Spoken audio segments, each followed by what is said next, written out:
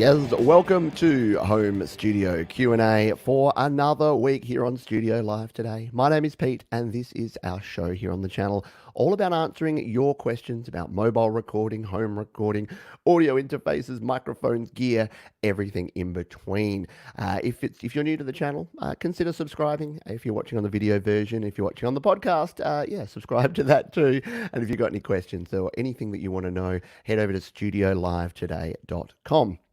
We'll jump into the questions in just a moment, but each week I cover a bit of a feature topic, and today I wanted to briefly cover social media because social media is a bit of a strange one and it's evolved over time. And if you are a musician or you're a creator and you want to engage with others on social media, maybe you want to share your music, maybe you want to promote your music, there's a few things that I've experienced and that I've learned over the years. And I wanted to give you 3 very quick tips to start the show here about social media. Whether you're on Facebook or Instagram or Twitter or TikTok or LinkedIn, it doesn't actually matter. The key thing about social media is that it is two-way. It is a two-way communication method. So unlike traditional media, where you are a consumer and there is a creator, when you're in social media, everyone is both. So you are both creator and consumer. And the thing that a lot of creators get wrong, to be honest, and I've definitely done this before, is they forget the consumer aspect of that.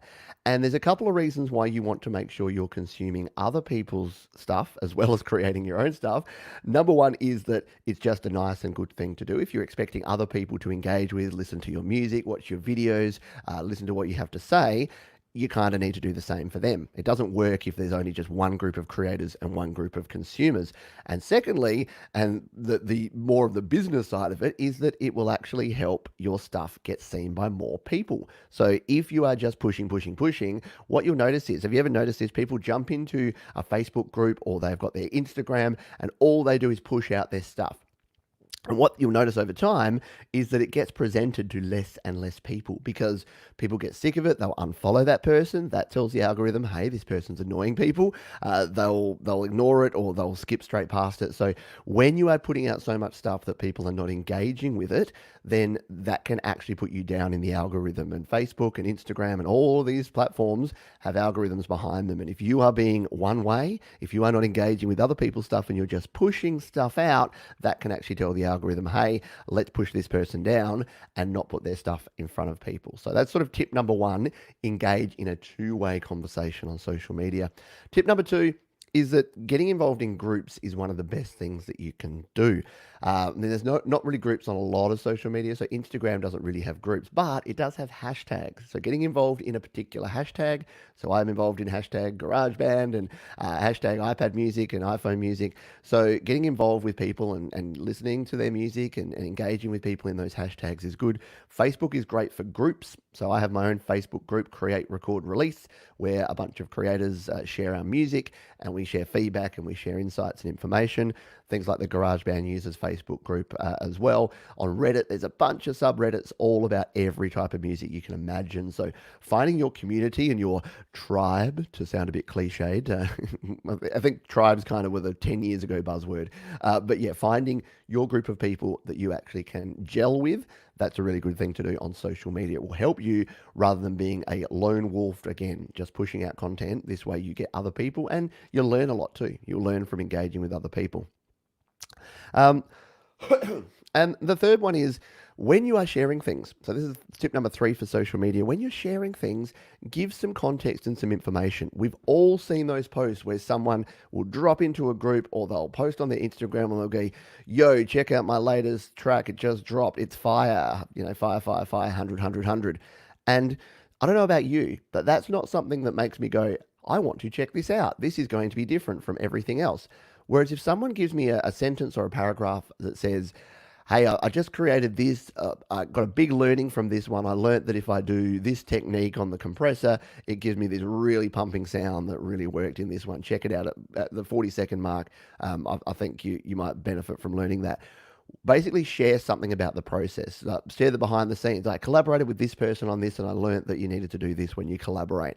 That actually helps me and that helps other people as well, I think, because you want to then, you've got to give an incentive for people to want to engage with you on social media. If you are just putting a song that's literally just a SoundCloud link, I don't know about you, but I'm not clicking it. I'm not tapping it. I'm not spending my time listening unless I have a reason.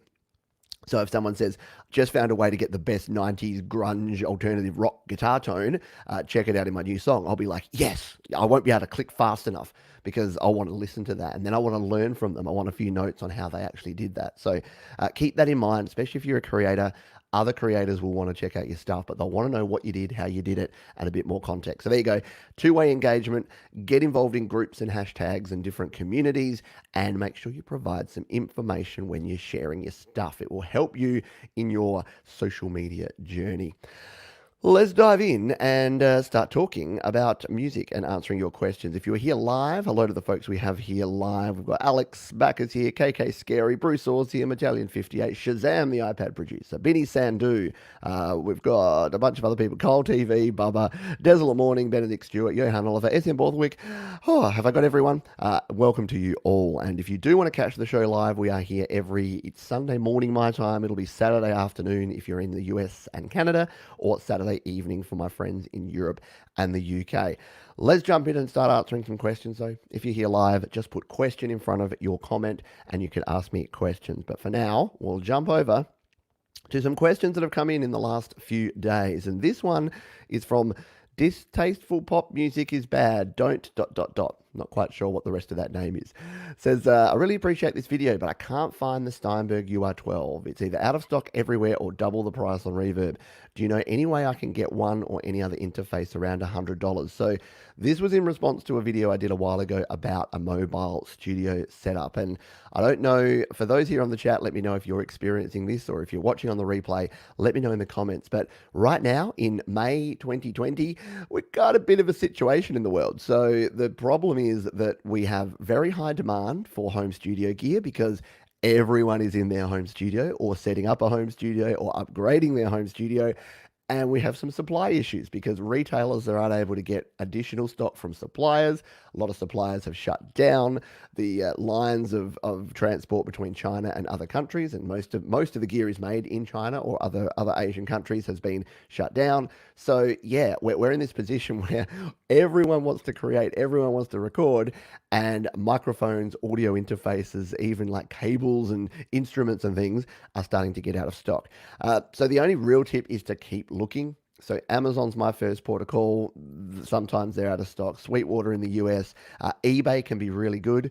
But yeah, be really careful. When you're shopping on eBay, always make sure you keep the actual retail price in mind, because as our commenter here says, sometimes you go on, and especially in times like this, there are people that will take advantage of times like this. At the moment, trying to buy a webcam, it's about twice the cost. Like, people are legitimately selling and buying. It's like people are buying these things because if you don't have a webcam and you need to do video conferencing because you're working from home, you're going to have to pay $200 to get a $100 Logitech webcam. So yeah, just keep, don't be those people. Don't gouge people because of supply and demand, or do, it's a free market. You can if you want to, but it's not super cool.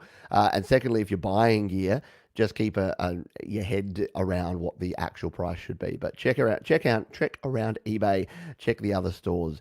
Hopefully you can find what you need. But yeah, it is a tough time for everyone to be able to actually find the gear that we want. Which is a shame, because people are asking me for advice, and I say, yeah, buy this, and this will be great for your studio. And then they go, thanks, Pete, out of stock worldwide. I'm like, sorry, can't really help you. Alrighty.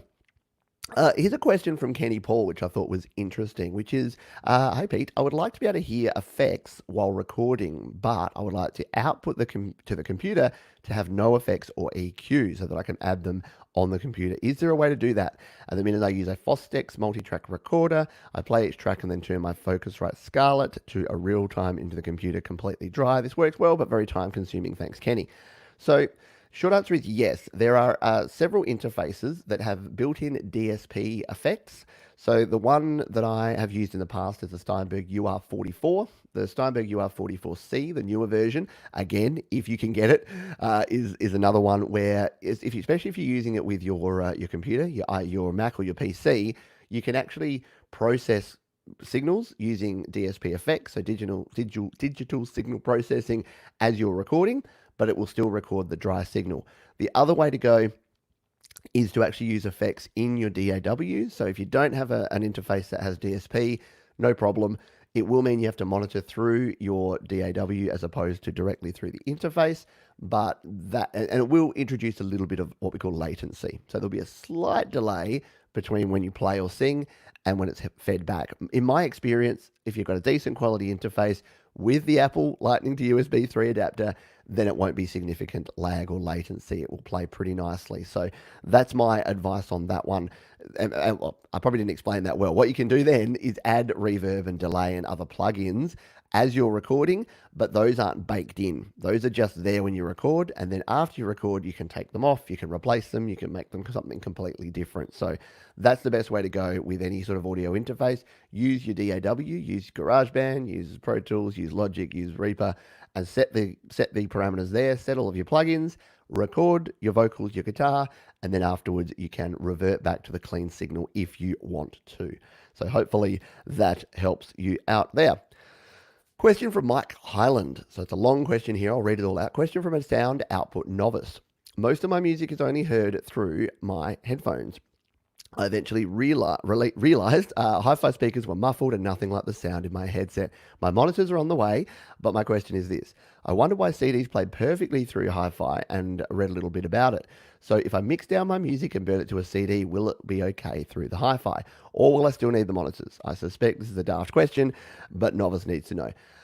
First of all, no daft questions. I love the word daft, probably for a friend from the UK here, Mike. But yeah, no, ask the question. Seriously, everyone starts at zero. Everyone starts with zero knowledge and zero experience. And the only way to get knowledge and experience is to do things, to learn, to try, and to ask other people who have tried it before. So you're doing both here. You're experimenting and you're asking other people.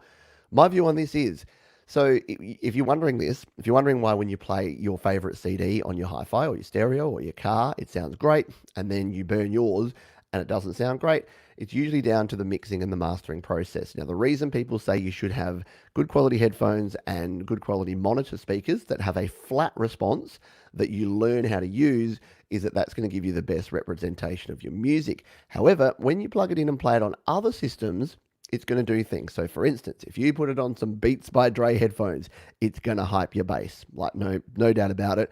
Car stereo is kind of the same. If you play it on a lot of Bluetooth speakers or directly on your iPhone, the bass is going to be reduced because you're going to get that tinny sound because you've only got tweeters. You've got no big woofer speakers there to actually push the bass sound out of. So what's important about that? Well, it's important to reference your mixes. So regardless of how good you have your headphones or how good your monitor speakers are, excuse me, you need to reference your tracks. So once you've actually mixed it, once you've mastered it, take it to the car, take it to your home stereo, play it through your Bluetooth speaker or your iPhone speaker and listen back. And you can also reference.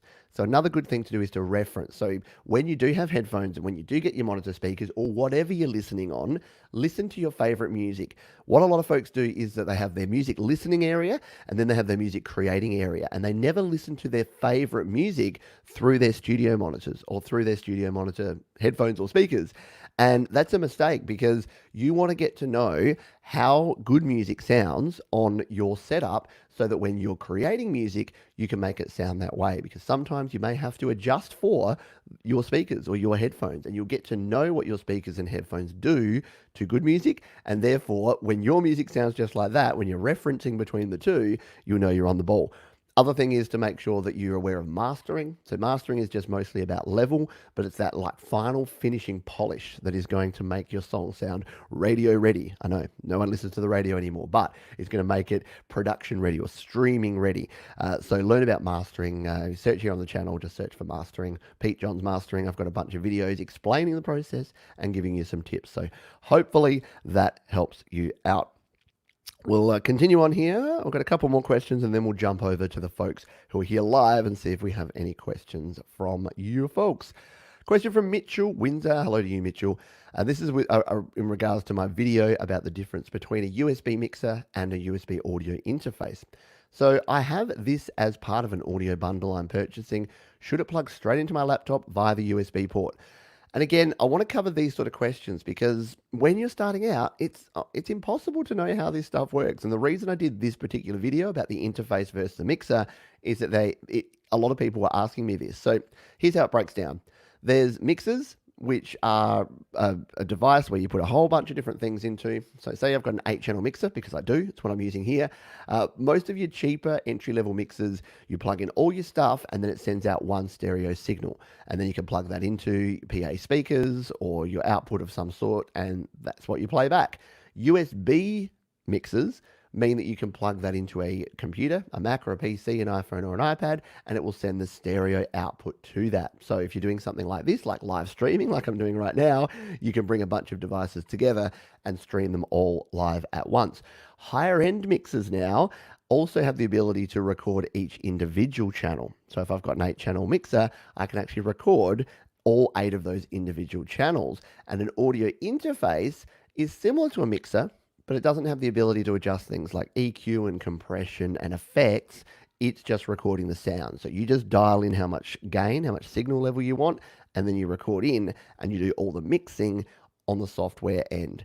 So if your mixer or your interface has a USB output, it will be able to plug in. And if it's class compliant, it'll be able to plug into your iPhone or your iPad. So that means if it can run without drivers, therefore being class compliant, you can plug it into your iPhone or iPad via a Lightning to USB connection. So yes, the short answer to that is anything that's got a USB plug should be pretty much plug and play these days. You should be able to plug it in. It'll become the sound card. That's the other simple way to think of it. So you're probably familiar with a sound card in a PC if you've used computers for a long time, or in your laptop, you got your headphone jack on the side. The sound card is what controls the input and the output of audio. As soon as you plug in a mixer or an interface, that becomes your sound card. Your input and your output of your audio is replaced. Whatever it was before, the internal sound, your iPhone speaker and microphone, is replaced by the mixer's inputs and outputs. That's the easiest way to explain that in my view. Continuing on here, Jamie Frank has a question here. Now, I think we've got a question in the chat here about distributing as well with Distrokid. So I'll answer this one and then maybe we'll jump to the live chat and chat about that. So I did a video recently because at the moment, to give you some context, Distrokid, as well as other distributors, I believe, but I use Distrokid, so I know firsthand, and I get people talking to me about Distrokid. They're having some delays. Now, I'm not 100% sure because without knowing exactly where the sort of bottlenecks are here, but you can imagine why there'd be delays right now. So there's a lot higher demand, a lot more people are releasing a lot more music for the reasons I talked about before. We're all at home, we're all in our home studios, we're all creating, recording, and releasing music, which is great. So you've got that side of it, but you've also got the fact that from the stores, they've got a higher demand there. Plus, they're probably not got their standard workforce working in the office and doing all the things that they normally do. So their efficiency and their effectiveness will be limited at the moment as well. What does this all mean? Well, it means that delivery of your music to the stores is being delayed. So usually with Distrokid, for your first release, it may take a week or 2 weeks to hit all of the different stores. For your subsequent releases, once you're in those stores, it's usually only 2 or 3 days. It's amazingly fast to get out. The problem at the moment is for first releases particularly, where they need to verify and validate and do all of the manual checks, it's taking 4, 5, even 6 weeks to get your first release out through Distrokid, and the same for some other distributors as well. And even your second and third releases, so once you've already released, it's taking a week, 2 weeks to actually do that. So it's just something to keep in mind. Here I've got a question. I uploaded a cover on Distrokid that was supposed to have been released on May 8th. I did upload it on May 7th, so I understand there will be a delay. It's also my first upload on Distrokid. Do you know how long it usually takes for your licenses to be approved? Because that's the only thing that needs to be approved. So this is sort of a separate question around licenses for cover songs. It shouldn't actually add any additional time. So I can only go on my experience. I've released one cover song through Distrokid and it took the exact same amount of time. So I'm not sure that there's an actual approval process for the licensing. I'm pretty sure that once you apply for it, it just manages any of the flow-on payments that need to happen to the original songwriter.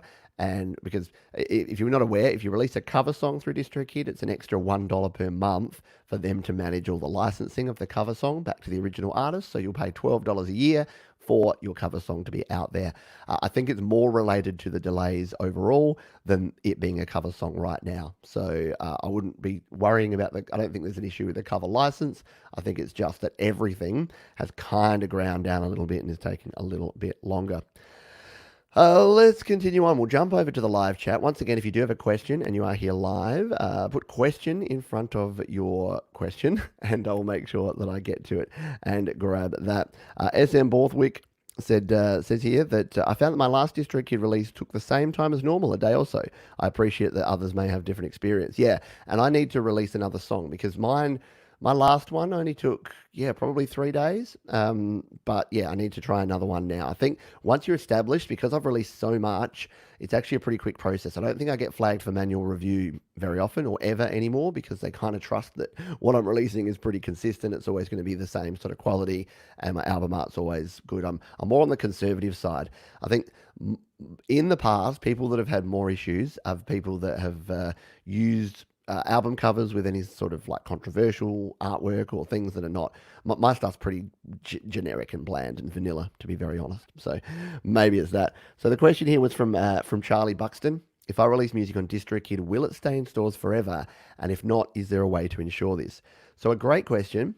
And the short answer is no. So DistroKid is a subscription service, so that's important to keep in mind. So for $19.99 per year, and you can go to studiolivetoday.com/distro if you want to check out. You get 7% off if you sign up through my VIP link. Then yeah, you can release your music, but you do have to maintain your subscription. So if after a year you decide it's not for you, you let your subscription lapse, then your music will be removed from the stores and you won't obviously get any of the revenue, the royalties, because they can't pay you if you don't have an active account.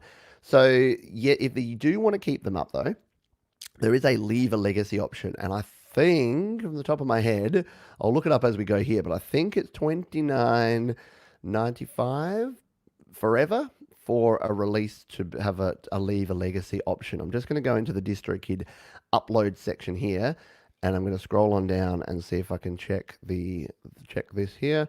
So yeah, $29.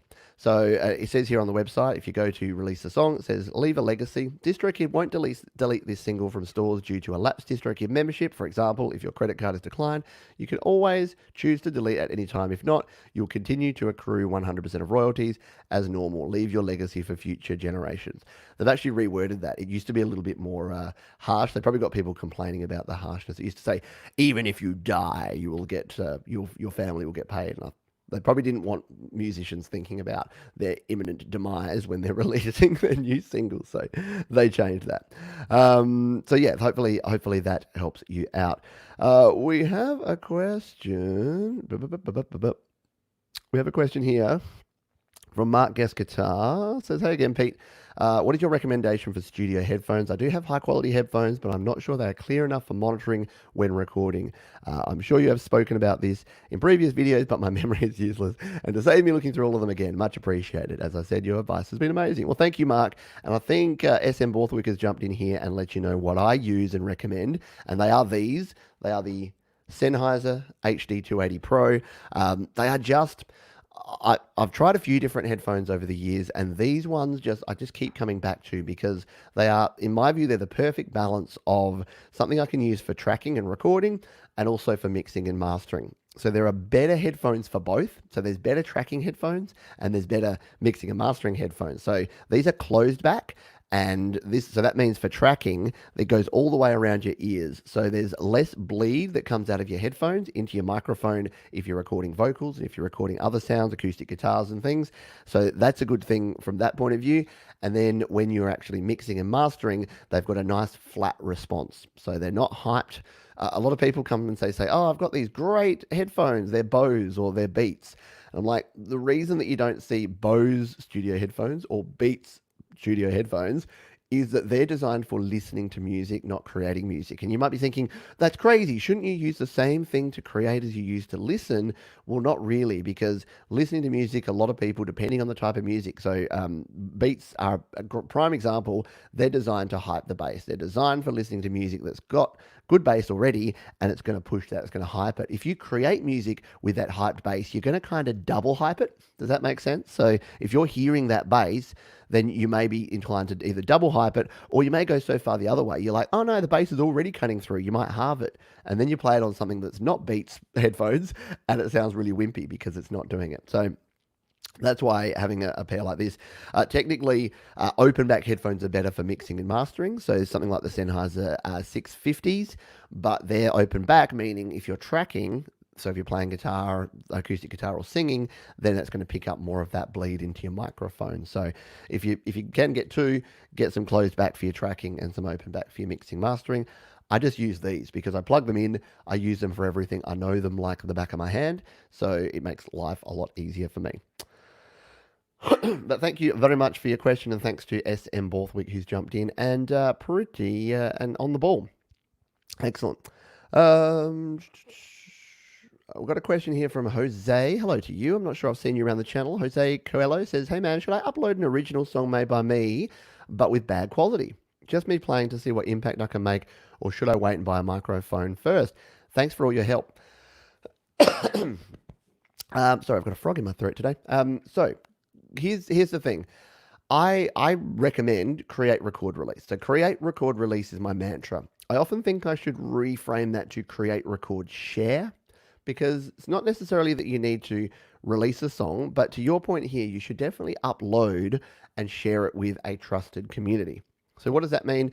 Well, obviously I'm biased, but I would say a good trusted community is the Create, Record, Release group on Facebook, or is the Studio Live Today community, or there's a bunch of other. There's the Home Recording Studio Zone over on Facebook, GarageBand users Facebook group. Facebook, love it or hate it, it's got the best group structure of any social media platform. So over for GarageBand users, there's 7,000 passionate GarageBand users that you can share music with, and you'll get a bunch of feedback. And that's the key point. So the reason that I recommend sharing or releasing your music is it'll actually help you grow. So here's the options. If you just keep playing, and if you just keep trying to improve yourself, you may have some blind spots in your music creation, in your production, in your recording, in your songwriting that you're simply not aware of. And if you're the only one giving you feedback, you're not going to be able to develop and grow that. As soon as you share your music, you're going to very quickly learn what works well, but also what you may need to work on. And again, if it's a trusted community, like, don't put it out, don't listen to the people that just go, "Man, this sucks." Like, that's not helping you, them, or anyone. So you will get negativity. So you do have to be, a little bit thick-skinned when you start sharing things. I know that's what makes a lot of people nervous.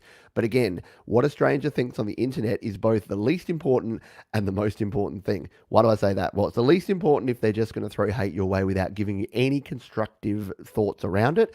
But it's going to be the most useful thing if you find your tribe, that word again, or a trusted group of people that can actually help you and be honest with you and say, "Hey, great start. Here's what I like. Here's what I think you need to work on." And I've had to have pretty honest conversations with people. People look at me and they're like, "Oh, yeah, you're quite positive and you're a bit like American Idol mother style," which is like, "Yay, good try. Everyone's wonderful." But the thing is, if something is genuinely not hitting the mark, I figure it's my job to actually point that out. So I've had to have some conversations with people saying, "You need to work on your singing. Your pitching is off." And that's a hard thing to say. If someone's singing, they may not realize or they may not pick up on it, but someone else may be able to really clear as day hear that they're missing notes, they're flat, they're sharp. I mean, I have this to this day. Like, I'll be singing along, and I'm rocking out to some 90s tunes at the moment. I was singing a Pearl Jam song yesterday, getting right into the passion, and my wife's like, "Do you know how flat you are on those couple of notes?" And I'm like, "Ooh, yeah, I better work on that. I better really work on hitting that note hard." And without that, I just keep going on my merry way. So, long way of saying, yes, share your music. You do need to be a bit brave and just get it out there. You may not necessarily need to release it, but as in release it formally through Distrokid, but definitely share. You're going to learn so much, and it's going to help you. Every time you create and share something, you learn something that makes your next creation better, or at least makes you more aware of what you're doing. Thank you for being here. Great questions. Bruce Orr says hello, and he's looking for live jam sessions with other GarageBand users. Live jam sessions online. Let me know how you go with that, because it is a challenge actually being able to jam with people live. So yeah, yeah, good stuff, and it is time. It is time for doing that sort of thing. We've got Ollie here. Hello to you, Ollie. Any way to bypass the FX send buses when opening a GarageBand mobile project in Logic Pro X? I always have to delete the FX send, such as reverb and delay buses, always there by default on GB.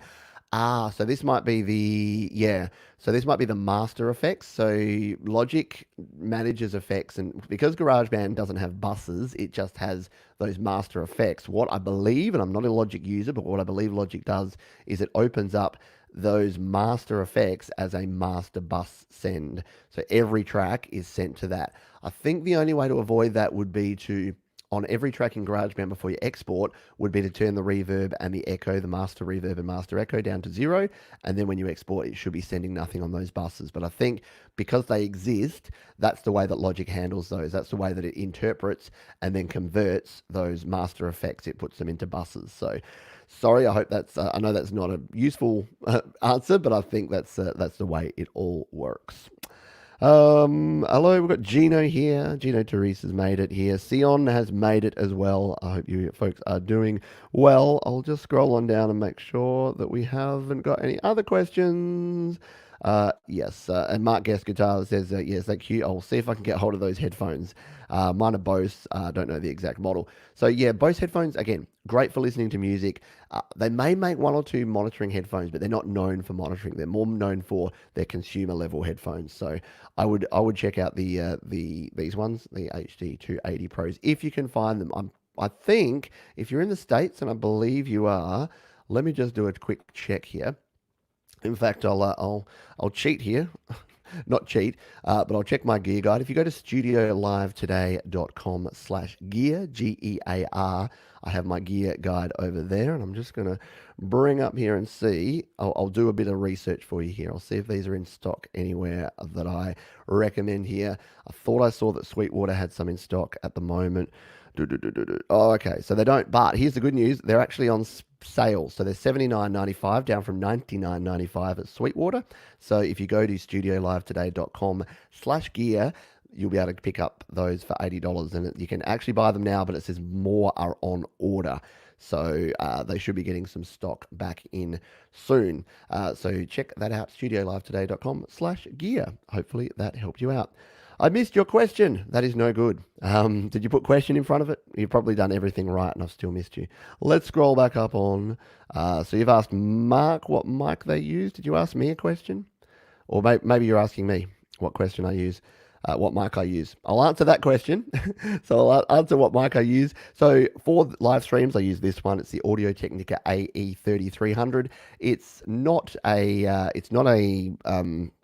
microphone that I recommend. Sounds weird, not that I don't recommend it, but it's about a $400 microphone. I found it secondhand for about $150, so I picked it up. It's a handheld condenser microphone, really good tone, really clear, really good sound. I love it. When I'm not using this, so when I'm recording vocals, I use an Audio Technica AT2020. So I'm a bit of an Audio Technica fanboy when it comes to microphones, but then I use Sennheiser headphones. So I'm never going to be able to be sponsored by one company because I'll be like, okay, I need my Zoom mixer, my Steinberg interface, my Sennheiser headphones, and my Audio Technica mics.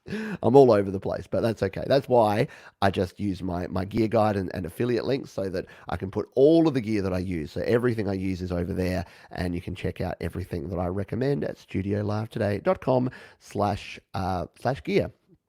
You're in England. Yeah. Sorry about that. So yeah, not sorry. Obviously, that's fine. So yeah, if you're in England, check out Thomann, maybe eBay, Amazon.co.uk. But yeah, you won't obviously be able to order from Sweetwater because they don't send to places like Australia or the UK, which is sad because I've heard that they do good things and they're good people. Let's jump back over. We've got a few more questions to cover off that have come in through the week. So we'll jump back on over and take a look at those. If I bring up my screen, my favorite topic, Lightning to USB 3 adapters. So a question here was, hey there, great video. I want to ask if I can transfer video files from an external hard drive or regular USB flash drive, USB 3, with my iPad, which is the 5th gen model, iOS 13.4.1. If you can kindly answer my question, I'll buy this adapter right now. So yes. The short and the long version is yes, you can. You can use the Lightning to USB 3 adapter to plug in USB flash drives. Couple of things to keep in mind. First is that you need to get the USB 3 version, Lightning to USB 3 adapter, because most drives, even itty bitty tiny flash drives, need you to plug into a power supply. I know, it's crazy. It's a flash drive. It's supposed to be used on the go and portable, but for whatever reason, iPad and iPhone don't provide enough power to your USB flash drive for it to actually function. So get the version 3 and then carry a portable battery with you, I guess. It's really the only way that you can work around that. But yeah, any USB flash drive, any USB hard drive can work. I've been told recently that the file system NTFS, the Windows file system, does work now.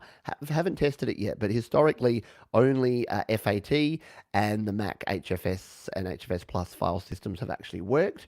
So if you have an NTFS formatted drive, you need to blanket and reformat it before you can use it. I need to test because, yeah, it's only hearsay that someone said, no, they patched it. You can use NTFS now. I need to find out for myself. But yes, it's a great way to back up and to transfer files. If you don't have a USB drive, check out a video I did recently about transferring over Wi-Fi. So there's an app called Documents by Readle, and that has a Wi-Fi. It's a free app, has a Wi-Fi drive transfer option. So if you've got a Mac or a PC, especially a PC because you can't AirDrop, if you've got a PC, you can actually just go to the web page and you can transfer directly from your iPhone and your PC backwards and forwards. It's very cool. And I use a similar function on an app called Audio Share, which is a way to transfer between two devices as well. Super handy. I even do it to transfer between my iPhone and iPad because it's quicker and easier than airdropping and more reliable. So hopefully that helps you out there, my friend. Question here from Gary. Gary Hubble says, I have an iPad 6th generation and I've tried to use a lightning-powered USB hub, which works for about 2 minutes, and then I get a message say accessory not supported on this iPad. I've got iOS 13.3. What am I doing wrong? So carrying on from that previous question, if you're connecting USB devices, and I'm actually, in the next day, I'm recording a video. It's scripted, it's ready to go. I just need to set up and record it. I'm recording a troubleshooting guide for USB audio interfaces. And I'm thinking whether I expand it out to microphones and to USB flash drives as well, but maybe I'll just do interfaces and do sort of a 3-part series. That might make more sense because people are probably looking to just troubleshoot their one device. But the key things when connecting anything USB come down to which adapter you're using. Are you using, yes, I know, are you using the genuine Apple Lightning to USB 3 adapter? Here it is. You know I can't go a single show without bringing it out and showing it. Lightning to USB 3 adapter, because it is made by Apple. It has the chip in there. It's got the firmware. It works. It's reliable. Yes, it costs a lot of money. I've had a few people come to me and say, don't believe the hype. Just buy something cheap. It's a waste of money. You're paying the Apple tax. I mean, yeah, but my answer to that is there's no other option. So yes, you are. If you're the sort of person that says, I don't want to be forced to do something, well, that's cool, but you can't create music reliably on your iPhone or iPad. So you got kind of two choices. Yeah, I know, I don't like it either, but you either buy the genuine product and you have hassle-free, reliable recording, connecting of USB devices forever, or you don't, and you don't. Like, it comes down to that. So yeah, no one loves paying. It's $39 US. It's $65 here in Australia. No one loves paying that much for a piece of plastic, but it works and it does the job. So back to the question here, I would make sure that you're using a genuine Apple Lightning to USB 3 adapter. And then in terms of the powered hub, not all powered hubs are created equal. So the reason that I've been searching around and finally found the one I recommend, which is the 10DAC powered USB hub. And again, head over to studiolivetoday.com/gear if you want to check out the 10DAC hub that I recommend. The reason I use that one is it's reliable. It's got 4 powered ports. It's got a separate 5th port just for powering your stuff, so you can plug the power cable into that one. And yeah, it just works. So you use what you want, try what you want. And yeah, you don't have to do what I say. You don't have to take my recommendations. But I've spent a lot of time, hours, days, weeks, months, years, perfecting my studio setup and making sure I have the most reliable gear, because the last thing, I say this all the time, but the last thing you want halfway through a face-melting guitar solo is bing, this accessory is using too much power, or bing, this accessory not supported.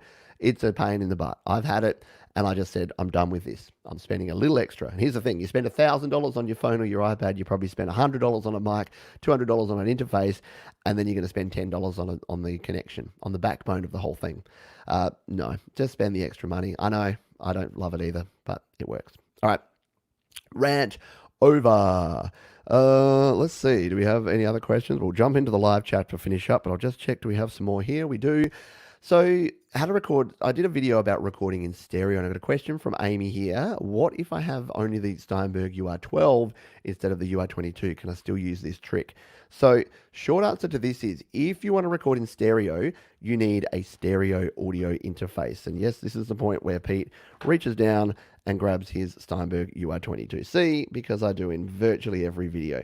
So the beauty part of a UR22 or something like a Focusrite Scarlett 2i2 is that they have two inputs, which you can either use for two microphones or two guitars, or you can use it as a stereo line in. So if you've got a keyboard or a piano or a synth that has stereo out, or even a guitar processing rig, your pedal board, like if you've got a guitar processor on there, anything with a stereo out, you can plug into a stereo in. If you've got a single channel interface, so something like the Scarlett Solo, Behringer UM2, the Steinberg UR12, you can't do that because you've got one dedicated mic preamp and one dedicated instrument input, and neither of them are line level. So if you want to use a stereo line level signal, you do need to have a stereo audio interface. I'm sorry. So yeah, you may need to upgrade. If you want it as mono, that's fine. Just plug the stereo out, get a stereo to mono cable. It just means you'll lose the stereo effect. So if there's stereo reverb or panning or delays and things on there, you'll just lose the ability to do that. So keep that in mind. Question here from my Ask Me Anything from yesterday. So hello, Julio, or Julio, probably. Hi, Pete. Just found you a few days ago. Let me tell you, you're awesome. Well, thank you. I'm a rookie, but I really apply a lot of your tips. I have a serious problem with my GarageBand. My wife has 2017 iPad, and when I want to record anything in the background, after 15 seconds, it stops. I saw your video about how to activate GarageBand, and I did it with an older iPad, and it works perfectly. Do you know something about it? Greetings from Mexico. So from Mexico, it would be Julio from Mexico. So here's the thing, and I'll finish on this one, and then we'll check the live chat and finish off the show. But here's the dealio. So yeah, the background recording was a function that I loved and used a lot, and it still works on, I think, all iPhones and some iPads. So what that background recording means is you hit record on GarageBand, you go to say OneNote, or you go to your Notes app, and then you can read your lyrics. You can record while it's in the background. On some iPads, it will fail. And I can't remember which way it goes, but I've got an iPad Pro 1st gen, I've got an iPad Air 2. I think the Air 2 doesn't work, and the iPad Pro 1st gen does work. I could be totally mistaken on that. But yeah, unfortunately, it's a bug. It's not a listed bug that I've found. It's a bit like the save to files bug we have in GarageBand. It's not listed anywhere, but it definitely exists. And this one definitely exists too. So there's nothing we can do about it. The only real option there is if you're using another app to say, look at notes, you might just need to use an iPhone or a computer or a piece of paper, go totally old school. So yeah, the background recording mode in GarageBand is not working right now on some iPads. If anyone else here in the community has more information about that, or has tested it, or has workarounds that have worked, let us know. Would love to hear from you. Alrighty, we are going to have to finish up the show there. If I've missed your question, please round back and throw it down in the comment section of the video. Thank you for being here again. Once more, you can head over to studiolivetoday.com. You can join the mailing list to keep up to date with all of the different shows and videos here on the channel. You can check out my gear guide over there as well as my FAQs and all of the other links to the videos and tutorials here on the channel. Thanks again for watching, folks. I'll see you next time.